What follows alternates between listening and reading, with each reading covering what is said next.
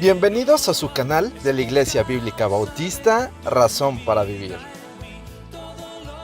con el pastor Jared Suárez.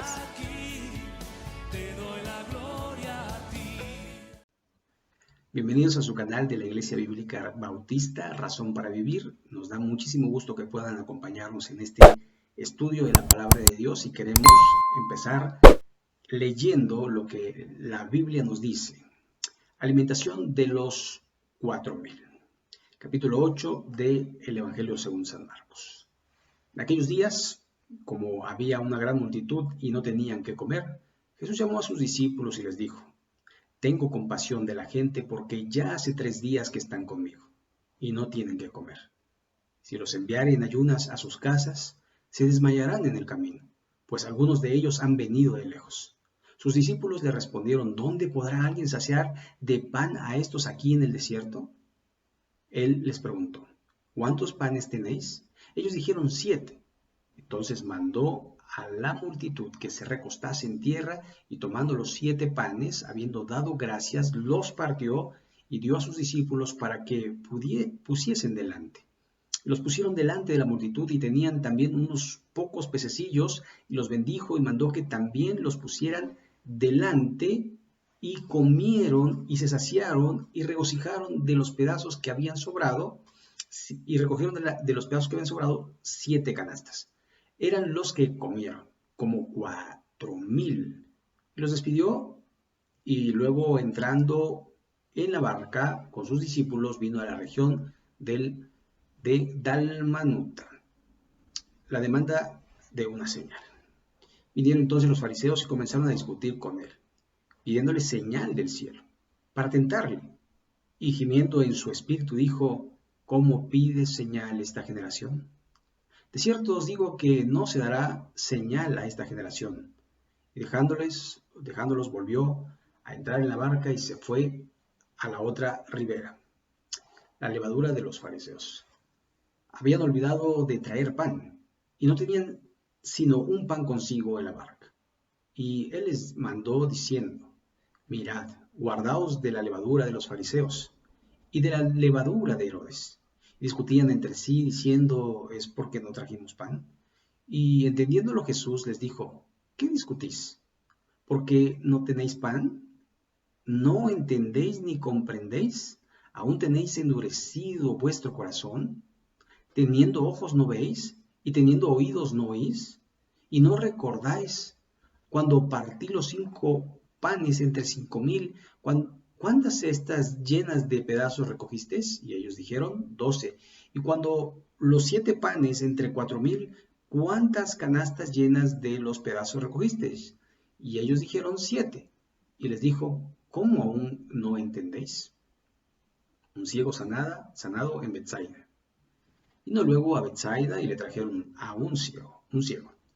Y le rogaron que le tocase. Entonces, tomando la mano del ciego, le sacó fuera de la aldea, escupiendo en sus ojos, le puso las manos encima y le preguntó si veía algo. Él, mirando, dijo: Veo los hombres como árboles, pero los veo que andan. Luego le puso otra vez las manos sobre los ojos y le hizo que mirase. Y fue restablecido y vio de lejos y claramente a todos. Y lo envió a su casa diciendo: No entres en la aldea ni digas a nadie en la aldea.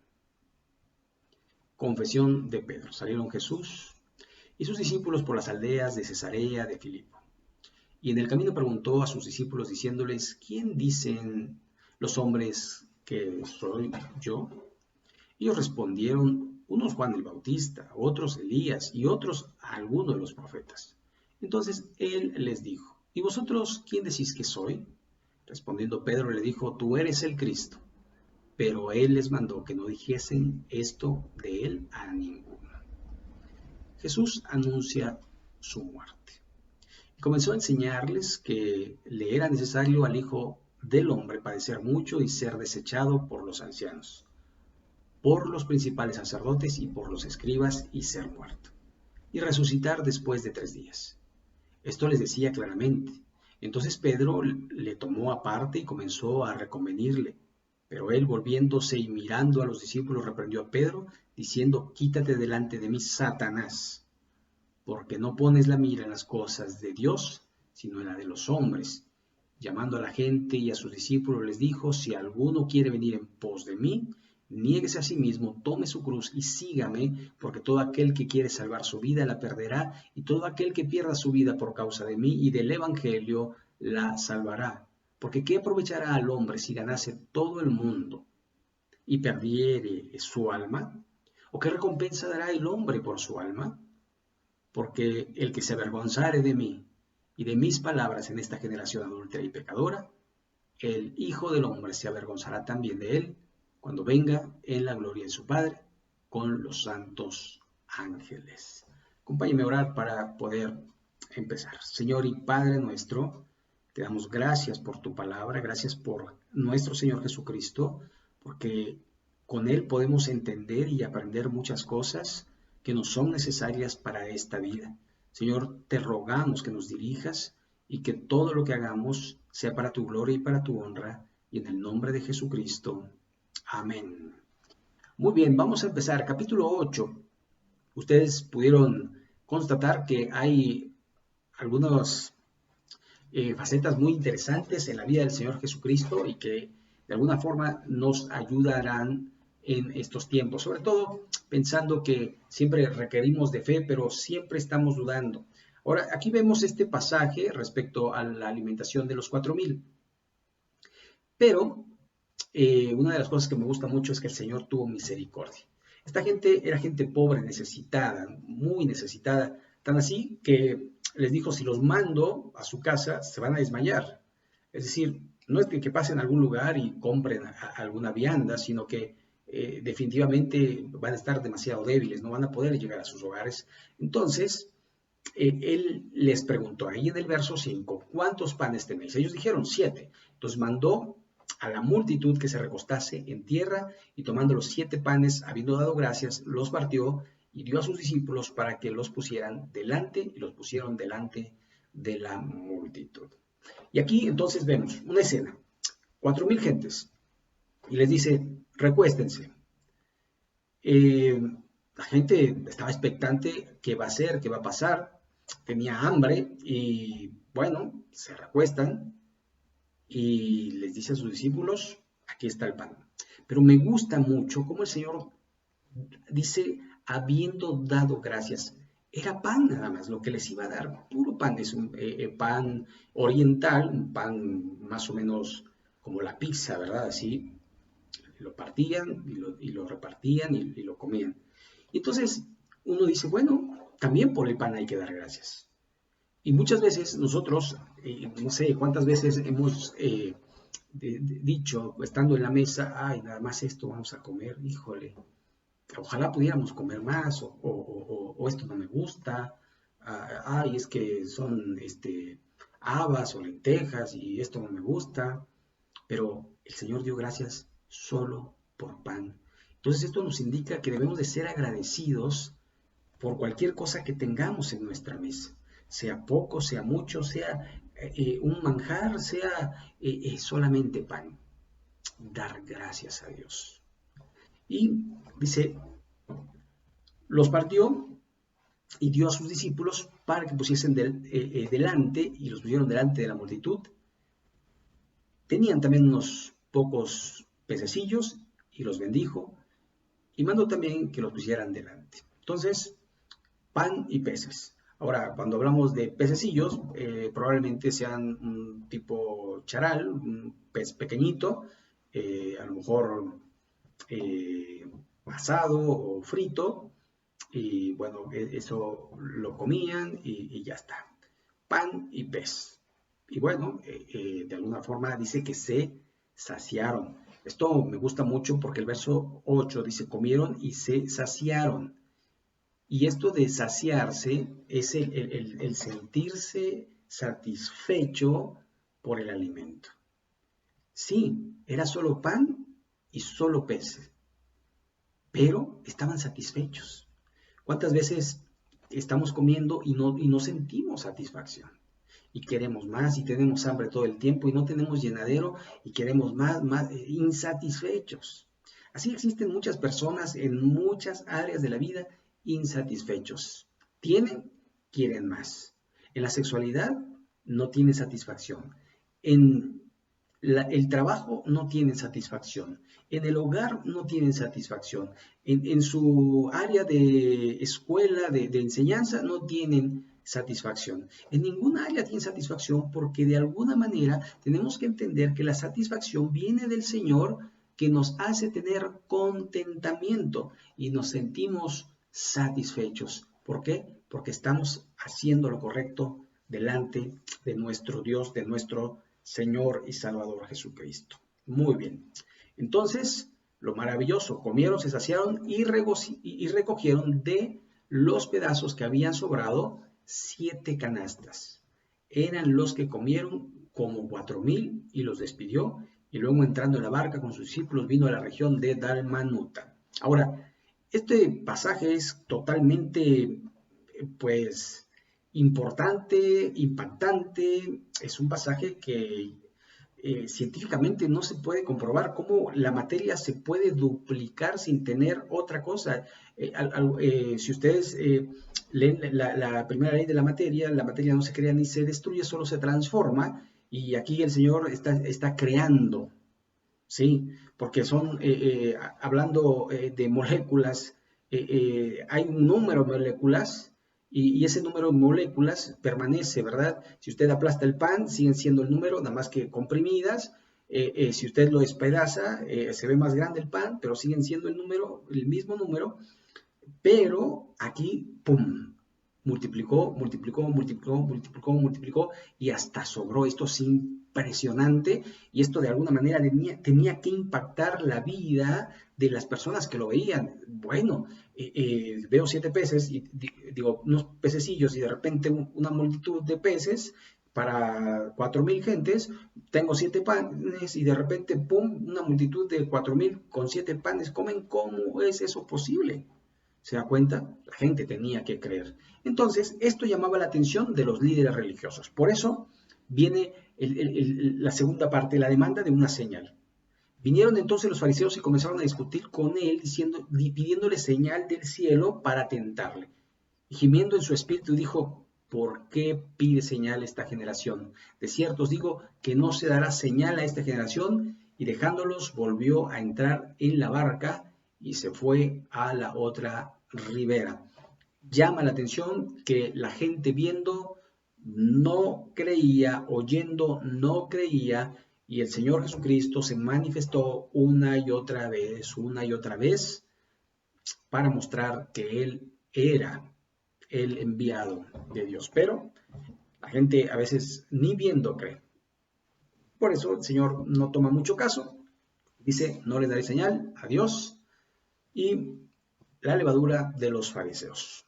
Habían olvidado de traer pan y no tenían sino un pan consigo en la barca, y él les mandó diciendo, mirad, guardaos de la levadura de los fariseos y de la levadura de Herodes. Discutían entre sí diciendo, ¿es porque no trajimos pan? Y entendiéndolo Jesús les dijo, ¿qué discutís? ¿Porque no tenéis pan? ¿No entendéis ni comprendéis? ¿Aún tenéis endurecido vuestro corazón? Teniendo los ojos no veis, y teniendo oídos no oís, y no recordáis.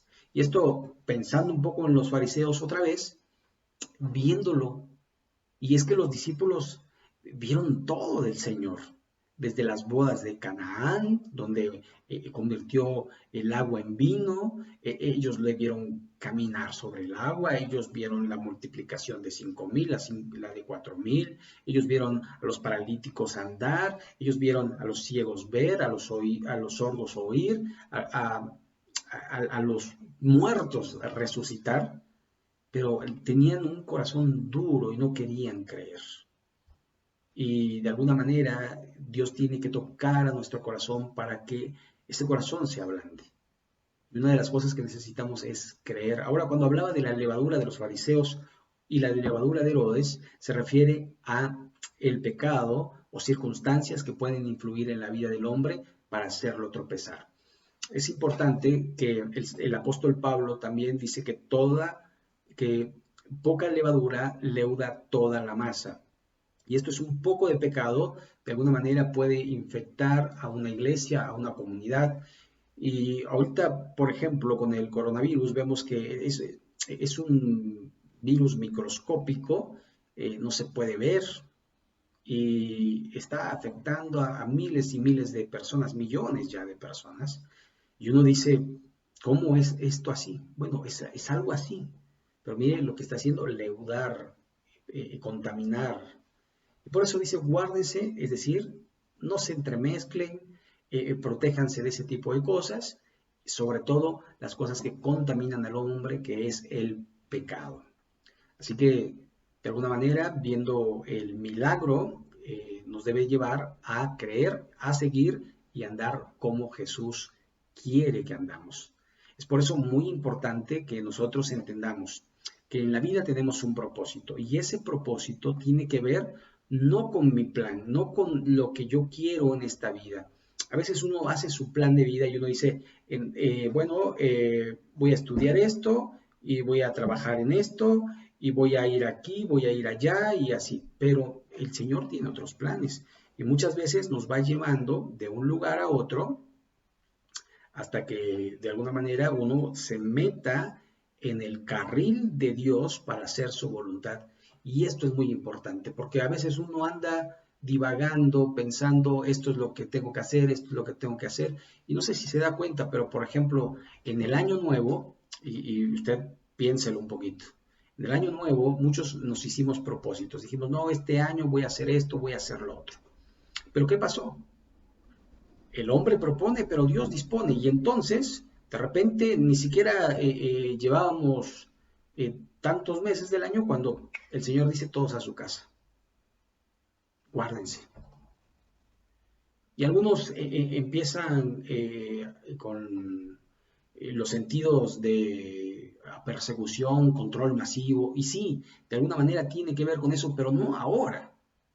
Sí, van a haber grandes señales en el cielo y una de las cosas que uno tiene que empezar a mirar es hacia arriba, a donde está Cristo sentado a la diestra de Dios, pero también a los astros y bueno, usted ve en las noticias, el sol puede traer algunos problemas a la tierra, vemos que hay terremotos, pero nadie les hace caso porque está el coronavirus, vemos que hay manifestaciones, imagínense, esta gente deja de protegerse y empieza a salir a las calles, ¿sabe lo que va a pasar? Estados Unidos con más de 1.800.000 infectados y sin protección. Y no solo allí, sino en Francia, no solo allí, sino en Chile, no solo allí. Y vemos cómo de alguna forma hay circunstancias que nos dicen, estamos llegando al fin. Pero ¿cuál es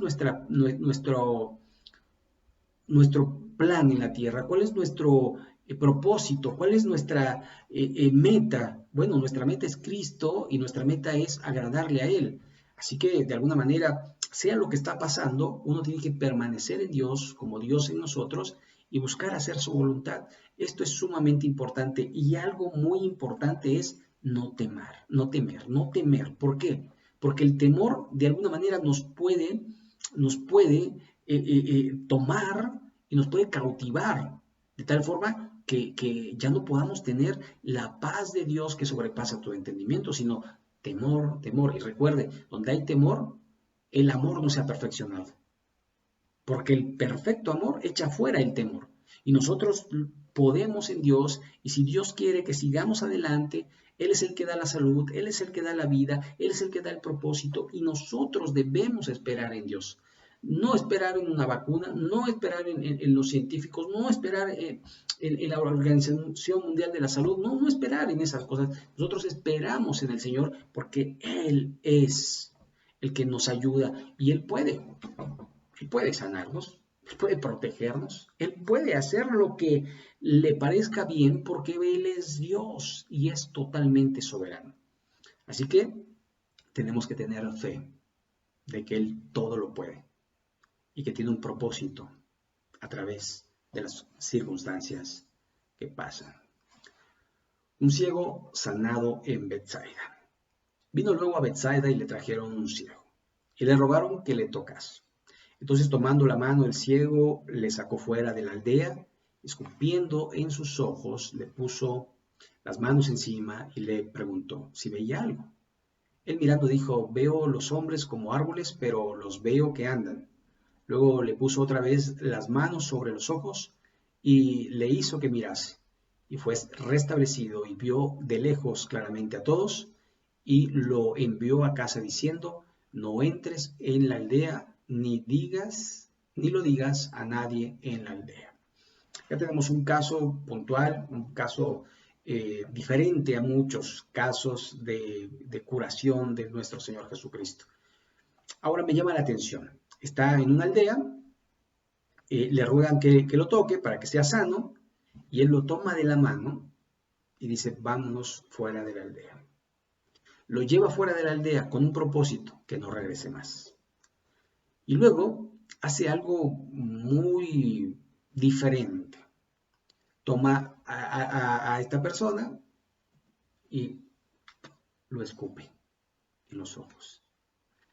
Yo cuando leo acerca de esta escena me pregunto qué hubiera hecho yo, cómo me hubiera sentido que alguien me escupiera en los ojos, alguien que dice que me va a sanar, pero yo todavía estoy ciego. ¿Sabe? No importa. Uno cuando está desesperado muchas veces hace cualquier cosa. Pero lo más importante de hacer las cosas que son imposibles, que son poco creíbles, es que las hacemos para la gloria y la honra de Dios y las hacemos en el nombre de Jesús y hacemos todo buscando glorificar su santo y bendito nombre.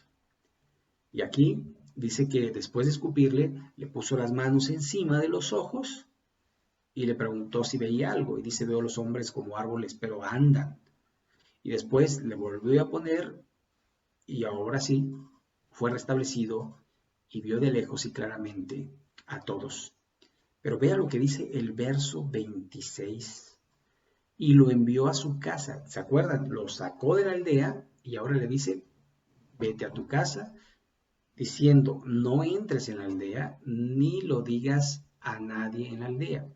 Es muy probable que esta persona fuese llevado a esta aldea, viviera en el campo, fuera, y lo pusieran a pedir limosna, pues para proveer algo en su hogar. Y entonces ahí lo dejaban y después tal vez lo recogían o quizás dormía en la calle, no sabemos mucho de esto, pero lo que sí es que lo envió a su casa. ¿Por qué al aldeano? Seguramente el Señor, al ver la poca fe y la incredulidad de muchos, probablemente dijo, en este lugar no voy a hacer. ¿Para qué pierdo mi tiempo si en esta aldea no me van a creer? O probablemente él quería que fuera a su casa y que diera testimonio primeramente a los suyos. Pero lo más importante es que el Señor Jesucristo no necesitaba promoción, ¿verdad? Él no necesitaba una campaña de publicidad para darse a conocer. Ya todo el mundo sabía de él, lo que hacía, un hombre de Nazaret que hace milagros, un hombre que multiplica los panes, un hombre que las cosas recorrían de un lado a otro rapidísimo porque eran cosas buenas que le estaba pasando al pueblo de Israel. Y lo envía a su aldea para que quizás a pocos dé testimonio, pero para que muchos crean en él. Continuamos. La confesión de Pedro. Salieron Jesús y sus discípulos por las aldeas de Cesarea de Filipo, y en el camino preguntó a sus discípulos, diciéndoles, ¿quién dicen los hombres que soy yo? Ellos respondieron, unos Juan el Bautista, otros Elías, y otros alguno de los profetas. Entonces él les dijo, ¿y vosotros? ¿Quién decís que soy? Respondiendo Pedro le dijo, tú eres el Cristo. Pero él les mandó que no dijesen esto de él a ninguno. Y esto es sorprendente. Este pasaje también aquí podemos ver que lo podemos encontrar en Mateo 16, 13 al 20 y en Lucas 9, 18 al 21.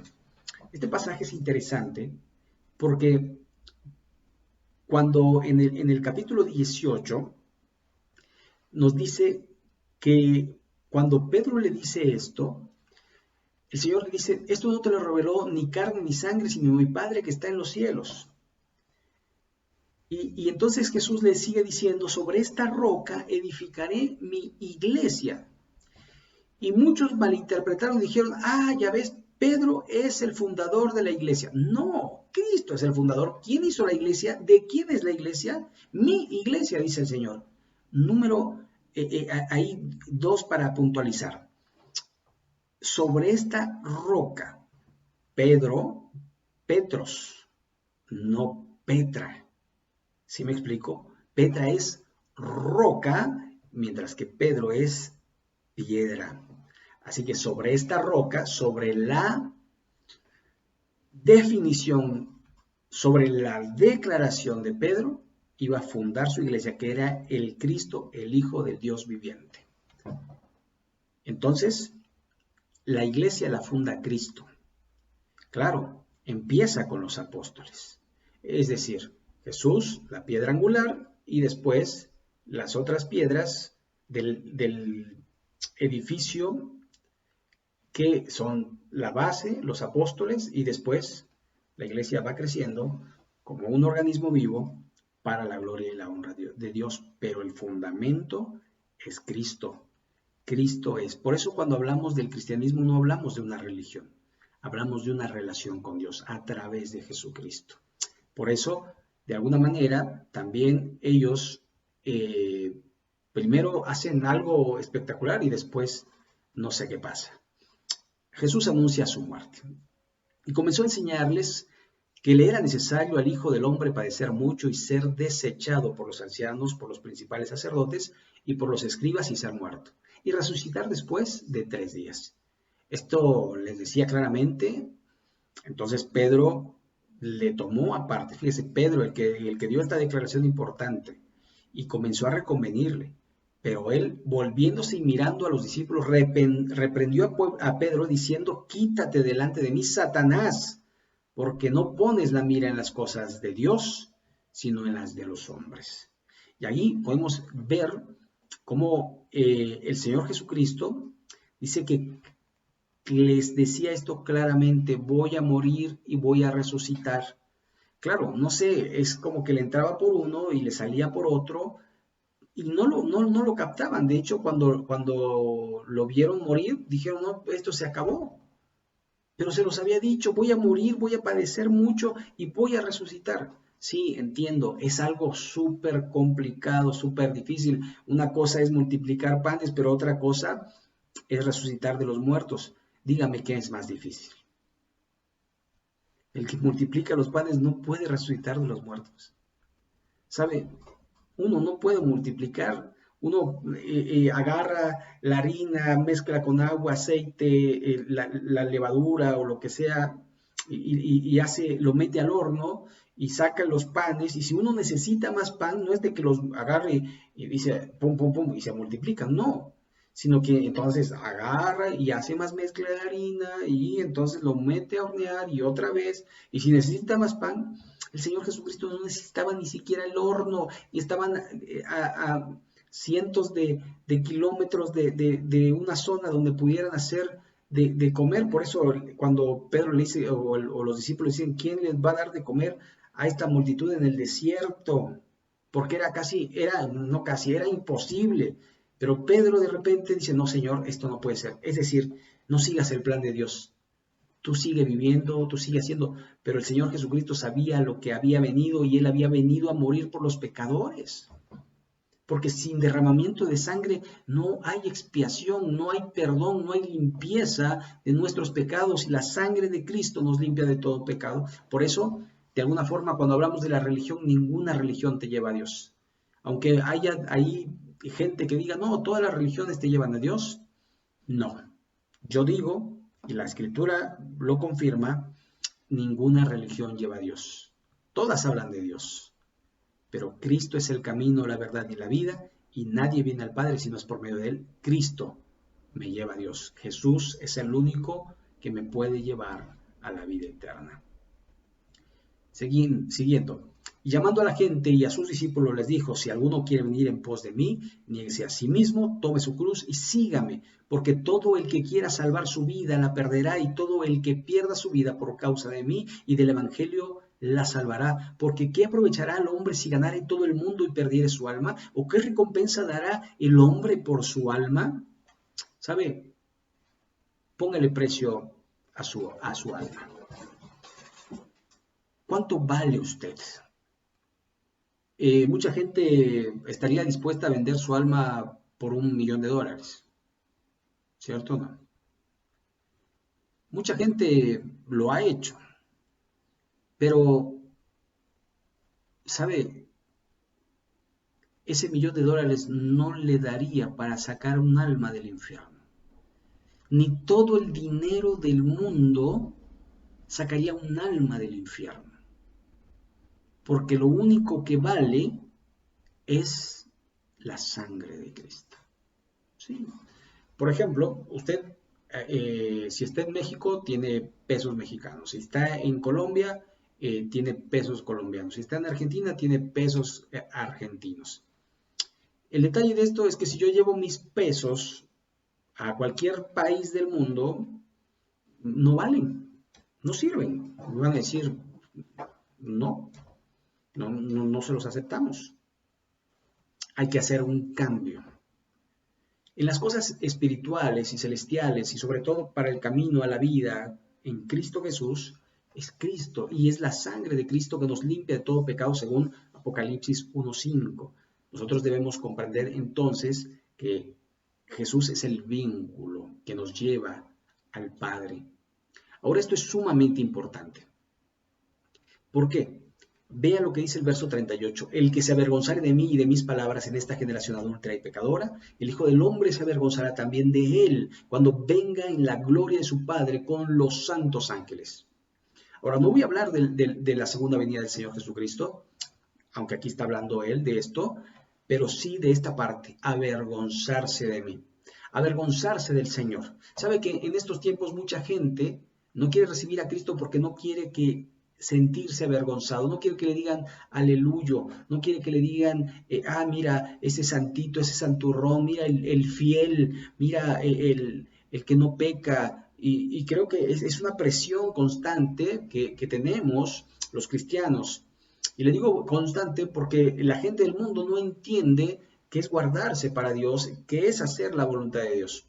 Por ejemplo, antes de la pandemia yo iba a jugar fútbol 2 veces por semana. Allí iba pero puro inconverso, pura gente que no cree en el Señor Jesucristo.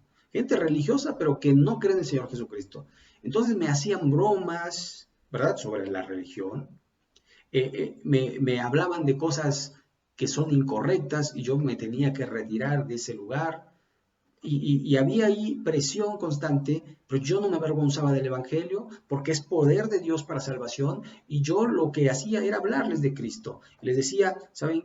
Ustedes hablan de muchas cosas, ustedes hablan de una religión, pero lo que hacen no le agrada a Dios, ni siquiera al Dios de su religión, que no es el Dios de la Biblia. Y ellos me decían, a ver, pero entonces, ¿cómo es la vida? Bueno, pues la vida es una vida de santidad. No, es que en esta vida, si estás aquí y no disfrutas, bueno, entonces tienes que elegir entre el disfrute de ahora al disfrute eterno, entre el estar bien en este tiempo con Dios o estar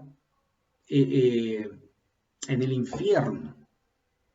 Y entonces uno tiene que aprender que este tiempo en el cual Dios nos permite vivir es para que le glorifiquemos, para que hablemos de Él, para que vivamos como Él quiere y sin vergüenza, sin vergüenza. ¿Por qué? Porque estamos haciendo lo correcto. ¿Sabe quién debería de avergonzarse? El adúltero, el ladrón, el mentiroso. Ellos deberían de avergonzarse. El mal hablado, el truán, el estafador, el difamador, el adúltero. Esos se deberían de avergonzar porque están haciendo cosas incorrectas, no solo delante de Dios, sino delante de la sociedad. Nosotros deberíamos de salir adelante orgullosos, en un sentido benigno, de que estamos haciendo lo correcto, glorificando el nombre de Dios. Estamos manteniéndonos en lo correcto, en lo puro, en lo amable, en lo que es de buen nombre. y Dios un día nos va a premiar. Por eso dice, porque el que se avergonzare de mí y de mis palabras en esta generación adúltera y pecadora, el Hijo del Hombre se avergonzará también de él, cuando venga en la gloria de su Padre con los santos ángeles. Debemos decidir a quién vamos a servir, a Dios o a este sistema, a este mundo. ¿A quién vamos a agradar? ¿A mi yo o a Dios? ¿Se da cuenta? No se puede servir a dos señores. Y yo creo que la mejor parte que uno tiene que elegir es la palabra de Dios y seguir a Dios y seguir su justicia y seguir la vida para su gloria, para su honra. Eso es lo más importante. Por eso yo te invito a que si nunca has recibido a Cristo en tu corazón, abras la puerta de tu corazón y le digas, Señor Jesús, reconozco que soy pecador, que mi pecado me separa de ti y te pido que entres en mi corazón, que me limpies de mis pecados. Perdóname, Señor, sálvame. Y si tú quieres hacerlo, déjame guiarte en esta oración. Dile allí en tu corazón, dile, Señor Jesús, reconozco que soy pecador, reconozco que mi pecado me separa de ti. Entra en mi corazón, límpiame de mis pecados, hazme un hijo tuyo. Yo quiero andar correctamente bajo tu dirección y en tu camino. Señor, sálvame, por favor, te lo ruego. Amén. Así que si tú hiciste esta oración, yo voy a orar por ti y yo quiero también invitar al que es cristiano y tiene vergüenza de su cristianismo y anda con un pie en el mundo y un pie con Dios, que también se arrepienta y que le diga a Dios, Señor, yo quiero glorificarte, yo quiero hablar de ti, yo quiero vivir como tú quieres que yo viva, porque yo quiero no solamente la salud y la prosperidad en este mundo, sino quiero la vida eterna que solo tú puedes dar. Así que vamos a concluir orando y si no se ha suscrito, le invitamos que se suscriba. Y el miércoles vamos a estar subiendo otro video que hablamos acerca de temas de oración y estamos estudiando un libro de Juan Bunyan, ya casi terminando, pero miércoles 7 de la noche vamos a subir otro video más y el próximo domingo, si Dios nos lo permite, vamos a seguir con nuestro estudio de Ezequiel y ya iremos al capítulo 16 de Ezequiel. Así que permítame orar y con esto concluimos. Bendito Padre Celestial, yo te ruego por todas las personas que han escuchado, que han visto este video, que tu Señor toque sus corazones para crecer en tu gracia, en tu conocimiento, para que sepamos que eres un Dios que todavía hace milagros, un Dios que protege a los suyos, un Dios que provee a los suyos, un Dios que está siempre buscando nuestro bien y no nuestro mal. Gracias, Señor, porque enviaste a Jesucristo, nacido de mujer, nacido bajo la ley, para morir en una cruz y derramar su preciosa sangre para salvarnos. Te ruego, Señor, en estos tiempos complicados, que nos ayudes a cuidarnos, que nos ayudes a hacer lo correcto y sobre todo que nos ayudes a hablar de ti, de tu palabra, de tu evangelio, de Jesucristo, y que podamos, Señor, ser congruentes entre lo que decimos y lo que hacemos para la gloria tuya. Señor, bendice a cada persona que lo escuchó, que lo vio, y en el nombre de Jesús. Amén. Pues muy bien, muchas gracias por su atención. Si Dios lo permite, nos vemos en el próximo video. Hasta luego.